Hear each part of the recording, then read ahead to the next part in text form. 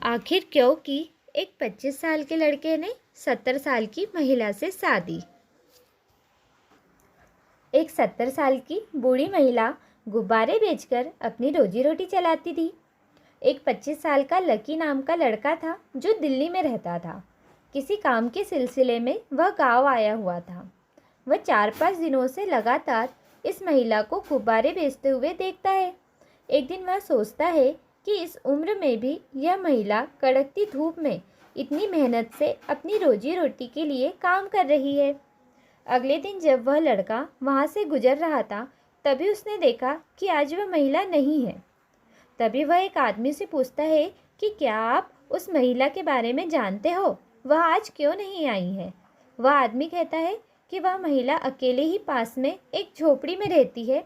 आज उसका स्वास्थ्य ठीक नहीं है, हो सकता है इसलिए वह आज नहीं आई होंगी। तभी वह लड़का उस महिला से मिलने जाता है। वह देखता है कि महिला गहरी सोच में थी। जैसे ही वह उस महिला को पुकारता है, वह महिला डर जाती है और पूछती है, आप कौन हो? तभी वह बोलता है कि मैं शहर में रहता हूँ, कुछ काम से यहाँ आया हूँ। मैं आपको रोज़ गुब्बारे बेचते हुए देखता हूँ, परंतु आज आप नहीं दिखे तो मैं आपकी खबर लेने यहाँ आ गया। फिर लकी पूछता है, क्या आप यहाँ अकेली रहती हो? तब वह बताती है, हाँ, मैं यहाँ अकेले ही रहती हूँ। मेरे 2 बेटे भी हैं, पर वह पढ़ाई करने शहर गए हैं और वही बस भी गए हैं। उन्होंने आज तक मेरी खबर नहीं ली और मेरे पति की मृत्यु बहुत पहले ही हो चुकी है। मैं यहाँ अकेले ही रहती हूँ।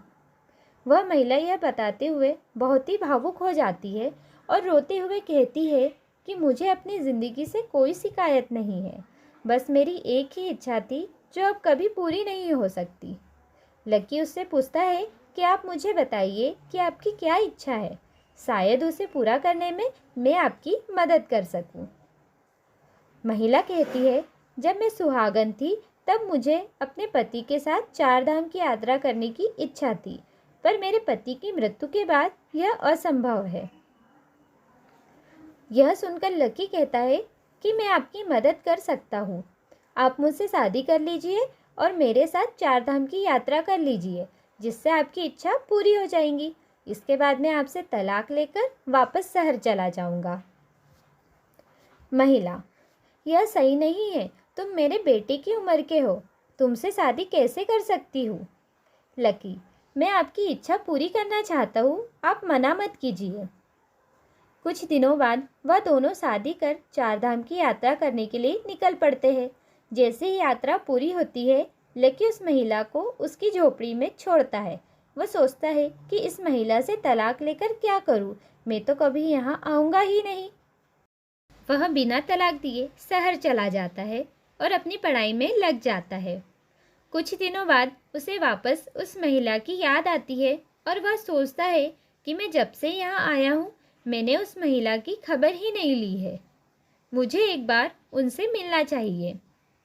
कुछ दिनों बाद वह उस महिला की झोपड़ी में जाता है तो देखता है कि वह महिला अपनी अंतिम सांसें गिन रही थी और उसके हाथ में एक चिट्ठी थी। उस महिला ने जैसे ही उसे देखा, उसने वह चिट्ठी उसके हाथों में दे दी और तुरंत ही अपने प्राण त्याग दिए, मानो जैसे वह लकी का ही इंतज़ार कर रही हो।